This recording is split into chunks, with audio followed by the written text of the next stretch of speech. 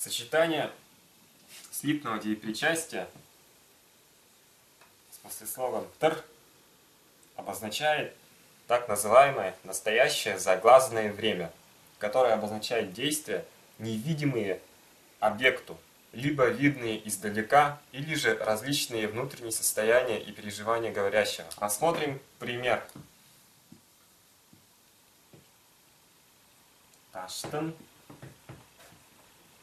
бөрінің ұлуру тыңналыдыр.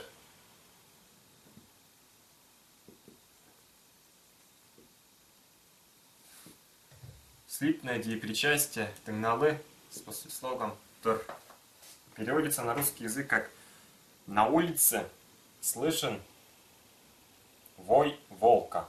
Слышен.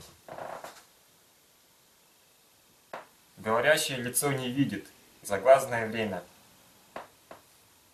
Тыңналыдыр. Ему слышно это. Тыңналыдыр. Вот это вот сочетание также имеет некоторый повествовательный оттенок. Тыңналыдыр. Сочетание слитного деепричастия со словом алыр в утвердительной форме, либо в отрицательной албас имеет следующее значение. Например,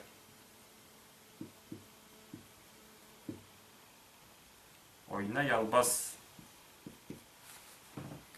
Буквальный же перевод слова алыр – брать, а в сочетании со слитным деепричастием означает следующее значение. Лицо, выполняющее действие, выраженное основным глаголом, плохо справляется с этим действием. Он выполняет это действие, может его осуществлять, но это получается у него очень плохо. На русский язык переводится как «играет плохо». Ойнай албас. Играет плохо. Соответственно, без отрицательной частицы ойнай алыр получается «играет хорошо».